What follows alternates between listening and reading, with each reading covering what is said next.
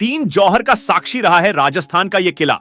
लोग आज भी इसके रहस्यों से हैं अनजान। चित्तौड़गढ़ दुर्ग में हजारों वीरांगनाओं ने अपनी आन बान की रक्षा के लिए धधकती ज्वाला में कूदकर प्राणों की आहुतियां दी थीं। दोस्तों नमस्ते, वीडियो को अंत तक जरूर सुने और चैनल को सब्सक्राइब जरूर करें। चलते हैं वीडियो की ओर। चित्तौड़ की महारानी पद्मिनी का इतिहास गत महीनों में देश भर में चर्चा में रहा। संजय लीला भंसाली की फिल्म पद्मावती में ऐतिहासिक तथ्यों से छेड़छाड़ को लेकर मचे बवाल से चित्तौड़गढ़ जौहर का नाम पूरे देश में चर्चा में आ गया था। इसके विपरीत उसी पद्मिनी की जौहर स्थली दुर्ग पर उपेक्षा की शिकार होकर विकास को तरस रही है। वहीं पद्मिनी महल की सुंदरता भी मन चले पर्यटकों की नजर लगने से बदरंग हो गई है।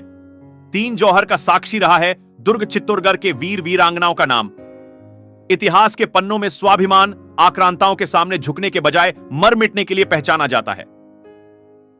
ऐतिहासिक धरा चित्तौड़गढ़ के गौरवशाली व स्वाभिमानी इतिहास की प्रतीक रानी पद्मिनी समेत हजारों वीरांगनाएं हैं।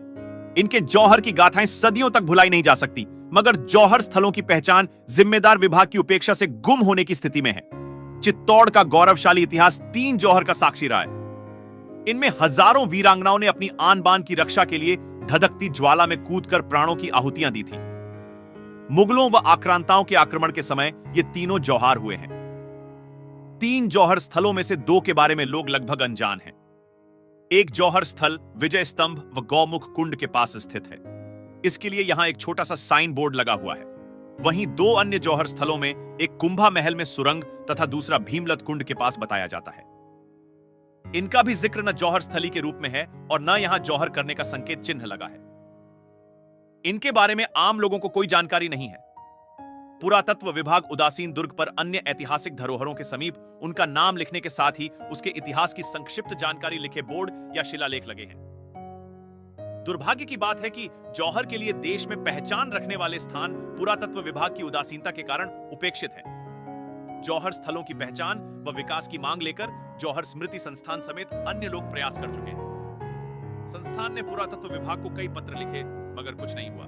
नहीं मिल पाता सम्मान। दुर्ग पर पर्यटन विभाग के अधिकृत गाइड शांतिलाल शर्मा, संजीव शर्मा व नरेंद्र सिंह कहते हैं कि जिस जौहर की कल्पना से ही मन सिहर उठता है और मन में उन वीर वीरांगनाओं को लेकर रोमांच पैदा हो जाता है, ऐसी जौहर की स्थली किसी तीर्थ से कम नहीं है। उपेक्षा के कारण इसका विकास होना तो दूर, सम्मान भी पूरा नहीं मिल पाता है। लोग यहाँ कचरा डाल देते हैं, वहीं बंदर समेत अन्य जानवरों के विचरण से यहाँ गंदगी फैली रहती है। इसके लिए जनप्रतिनिधियों व पुरातत्व विभाग को इस स्थान पर विशेष ध्यान देने की जरूरत है। इस तरह हुए तीन जौहर। चित्तौड़ का पहला जौहर सन 1303 में हुआ, जब अलाउद्दीन खिलजी ने चित्तौड़ पर आक्रमण किया। किंवदंती है कि रूपवान रानी पद्मिनी को देखने की लालसा में अलाउद्दीन ने यहां पड़ाव डाला। राणा रत्न सिंह की पत्नी पद्मिनी ने चतुराई से शत्रु का सामना किया।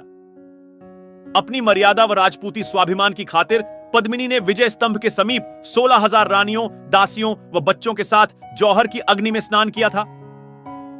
गोरा और बादल जैसे वीरों ने भी इसी समय पराक्रम दिखाया था। आज भी विजय स्तंभ के पास यह जगह जौहर स्थली के रूप में पहचानी जाती है। इतिहास का सबसे पहला और चर्चित जौहर स्थल इसे माना जाता है, लेकिन यह अब भारतीय पुरातत्व सर्वेक्षण विभाग की उपेक्षा का शिकार है। पहचान के नाम पर यहां महज छोटा संकेत बोर्ड लगा है। इसका विकास न के बराबर है। चित्तौड़ का दूसरा जौहर सन 1535 में हुआ, जब गुजरात के शासक बहादुर शाह ने चित्तौड़ पर आक्रमण किया। तब रानी कर्णावती ने संकट में दिल्ली के शासक हुमायूं को राखी भेज मदद मांगी। कर्णावती ने शत्रु की अधीनता स्वीकार नहीं की और 13,000 रानियों के साथ जौहर किया।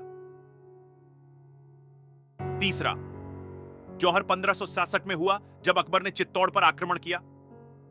रानी फूल कंवर ने हजारों रानियों के साथ जौहर किया। जयमल फत्ता भी इसी युद्ध में शहीद हुए। दोस्तों, ऐसे महान सूरवीर लोगों की कहानी सुनने के लिए चैनल सब्सक्राइब करें। दोस्तों, अब मिलेंगे अगले वीडियो में।